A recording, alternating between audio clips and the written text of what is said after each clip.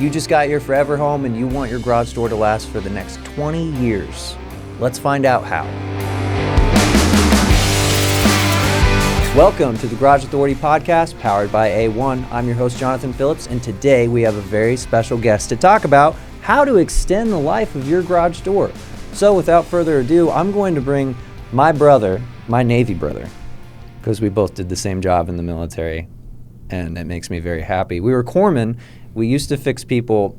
We're just making it sound cool. It's mostly just motoring and changing socks. That's about it. Writing sick chits. That's about it. And also just keeping up on immunizations. But went from that, and we both found each other at A1 Garage Door, the one and only coach that travels the entire nation, Mr. Ryan Straight. How we doing, brother? Good. How are you today? I'm good. I'm Merry very Christmas. excited. Merry Christmas. Belated. Yeah, belated. But I'm very excited to have you on because, one, you're one of my favorite people. Because anytime we talk, it's either going to be a story from back in the day all the way to we do the same profession now. Now, coming all the way from Detroit, how does it feel to be out here right now? Is it just miserable up there? It is. It is. I actually just was watching a little news article last night about a 40-car pileup in Detroit. Oh, my goodness. I hope everybody's okay. Yeah. Yeah, Big, for sure. big. I was in Kansas City around the holidays, where I'm originally from, and I think Christmas Day was 70 degrees. That's awesome. And I've never seen that in my life. My whole entire life, I would get like a new bike for Christmas, and then Couldn't ride it. You couldn't ride it. And that was the most miserable thing as a kid, to get some cool outside toy and just be outside like, yeah, I'm still going to just be freezing. Suffer through it. Yeah, just suffer through it. Just white knuckles. Yeah, with a thankfully hand. I am not suffering out here. No. Weather's beautiful, as always. Yeah, and you get to travel kind of everywhere. So I imagine when you're kind of a lot more travel in the winter. Yeah. Yeah, intentionally. But I wanted to bring you on because, like I said, I've brought a few coaches on here, you being the third one. And the reason I like to bring people on is because you coach people. And when coaching people, you got to explain how to dumb down very technical things. I mean, for some people, not very technical. For others, rocket science. But Absolutely. whenever you're a master of communication to the point to where you travel the nation and teach these techs, hey, these are the important things for homeowners, or at least here's some questions to find out what's important. Sure. And I think whenever it comes to being a homeowner, you want any asset that you have in your home to last as long as possible. So that's what we're going to do. We're going to educate the client on that today. Excellent. So what is the typical lifespan of a garage door? Kind of a loaded question, I know. Yeah, I mean, it's really going to depend. Yeah. So, I mean, metal's metal, right? You do have different gauges of steel. That's going to affect the lifespan of the door. What's going to make the most difference in the lifespan of your door is going to be the maintenance and the parts that you get with it. Okay. Right? So if you're doing your maintenance, out here in Arizona, once a year is probably sufficient. Mm-hmm. Back home in Detroit, twice a year is better. Yeah. We get some real cold winters and some real hot summers. Just helps all of that stuff move a lot better through the changing temperatures. Metal expands and shrinks through that, so it helps a lot. But then you also have thicker gauge hinges. You have lifetime warranted rollers. You have lifetime warranted springs. Not every company carries this, but the ones that do, those parts are designed to make the door and the system together last longer. Yeah. And then, I mean, I get some people that are like, well, I've had a garage door for 30 years, 50 years. And it's like, okay, it's the same garage door, but you've definitely had your springs changed. Absolutely. You've had your operator upgraded. Yep. So when we talk about the system and its longevity, we're talking about as a whole. Yep. Right? Same as like a car. There's definitely some cars that have been around since 1962 or this or that. And guess what? They got maintenance. They got engines rebuilt. It's the same thing when it comes to garage doors. Now, you said something about like steel doors because, yeah, if you have a piece of steel, as long as it doesn't rust out or anything like that, like it stays together. But what about like wood doors? So, I mean, that really depends. You have a lot of different factors with wood doors, right? Yeah. You're going to have overall a heavier door that's going to require more frequent maintenance. You're also going to burn through parts faster, right? What also happens a lot with wood doors is you're going to take on water. The door gets heavier, it will lose water, and so the balance of wood doors tends to be a factor. And so you'll see, there's some neighborhoods that have a lot of wood doors in them, but for the most part, a lot of people have moved towards steel. Mm-hmm. It's just a lot easier to maintain over that long period of time. Yeah. It's not to say that you can't maintain a wood door. You're just much more diligent homeowner. Yeah, and we've had some other people on the podcast, and you got to seal that thing, and you got to do it frequently, and you have to re-up on it. Because like you were saying, once I've seen doors where it's a wood door, has been maintained, cool, we talked about it, they want to keep that wood door, and then I've put springs on it, and it's gone either way depending on the season, to where, you know, it was waterlogged when it got into colder months, and then all of a sudden it's like shooting up in the spring, pun intended, right? Because I've seen doors lose 20, 40, 60 pounds just from the changing of the season itself. So definitely get those doors sealed. Now, what habits shorten the lifespan of garage doors the most that homeowners have? I'd say the biggest thing that you can kind of lump it all up into is lack of maintenance. Okay. In every regard of the word. So we're talking lubing the rollers, making sure everything's working freely through the track, doing a balance test of your door frequently. Yes. Right? If it were me and it were my home, I would be doing it at least once a quarter. Just checking and making sure, door down on the ground, pull your emergency cable, lift it up. Should be very, very light, easy to lift up. And it should also balance every panel that goes through the radius, through the curved part of the track.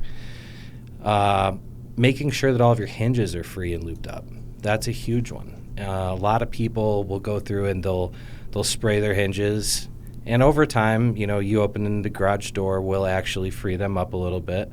But if you put a little bit extra elbow grease into it and free them up, that's going to extend the lifespan of that door. Can you explain to people, because I don't have a problem with people messing with hinges as long as you don't take them off. Absolutely. And don't touch bottom brackets. So when you say getting those loose, can you tell people exactly how to do it? I'm assuming we're talking about our vice grip trick. Yeah.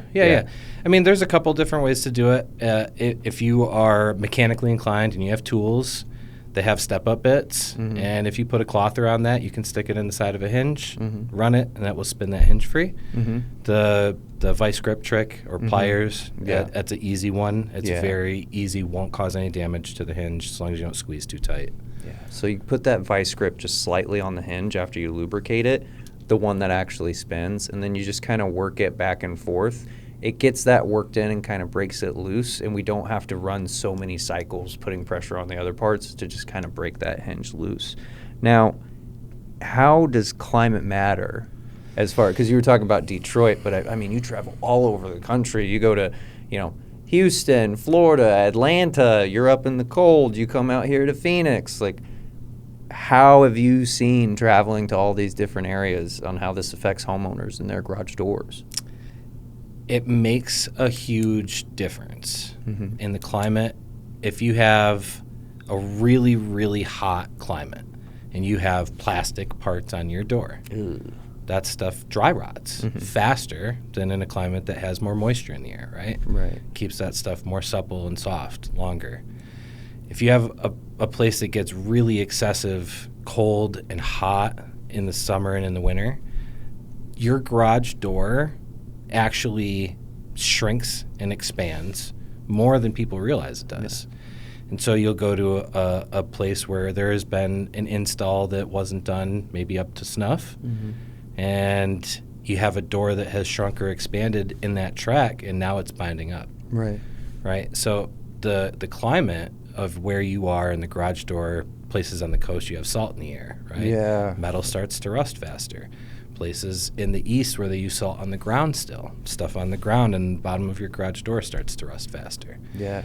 You know, places where it's dry and arid, you may never get that. It keeps the metal good for a long time. Yeah. So it does make a big difference. You want to know what the craziest thing, because you're like always learning. So when I came to A1 Garage Door, I was always used to bottom rubber being black. Yeah. And I came out here and all the bottom rubber and the bottom seal of the door was gray. Yeah. And I thought I had enough experience where I was like, what are you doing? Like, that gets dirty. You can see that. And they're like, no, you'll see. And then I would, any black bottom rubber, because it absorbs so much sun, it would shrink up. So in Phoenix, we chose to go with a gray color just to survive from the sun. I'm like, that's crazy. Yeah. That is crazy to me. Now, what upgrades are worth it for longevity, or like what would you pick at your mom's house as far as upgrades for longevity? So if we're talking about keeping the entire system running for as long as we can with as little maintenance as possible.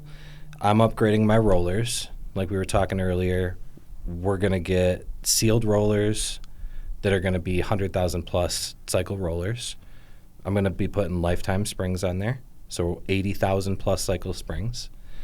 I'm going to be making sure that the operator is new, has current technology, current safety features, especially at my mom's house. I don't want them dealing with any safety issues of the system, right? So by doing the rollers and the springs and the motor, and for most of the climates here, I'd be checking that bottom seal as well and making sure the bottom seal is all set. Dude, those are perfect. Now, you as a professional, and not only a professional that trains professionals, right? There's levels to this. What's your top pro tip for any homeowner, maybe that they have the power to do? Yep. I gave you the one a little bit earlier. It just can't happen to come out of turn. Freeing the hinges up. Right? That's huge. There's a lot of people that will go through and they'll spray their whole system down and they think it's good. Just making a mess. Yeah. And I mean, sure, it will work in over time. How much? Who knows? And that's the risk. That's the gamble that you're playing. Take a couple extra minutes, a little bit of elbow grease, work them all in. Whichever way you want to do it, it doesn't matter. But free them up. Make sure that they're running smoothly. The balance test by hand is huge. For most homeowners, they have no idea when they're going to have a broken spring. Yeah. It happens out of nowhere. Those kinds of things always happen at bad times. It's never a convenient time. It's either coming or going every single time when you notice. Yep. And so those would be my two biggest pro tips. Yeah.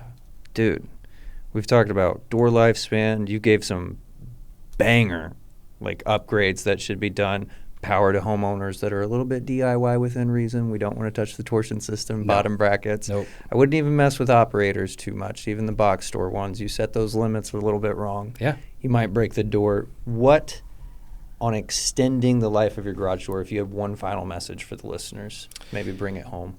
Yeah, I mean, you just brought up box door openers, so that's a great thing to think about as a homeowner, right? If you want to upgrade your opener and you want to have something new that's with the times, like we said, safe, has all of your tech features, you can open it from your phone, close it, check it, video camera, you can get that at a box store, absolutely. What you don't get is all of the same components that come with it. So the rail that the door travels up and down with, that's actually a pieced together hollow rail. Yeah. If you don't maintain your door properly and it gets heavy, those break. Yeah. Right? When you get it done by a professional, more often than not, you're getting a solid steel rail. So just one of those things to consider, right? If you're upgrading, you're a DIYer. I'm a DIYer at my own home. That's one of those things. I would still have a garage door professional put up an opener for me. Yeah, there's always a limit. Plumbing, electrical, garage doors. People got to know their limits 100%. Brother, thank you so much for coming on. Thank you, brother.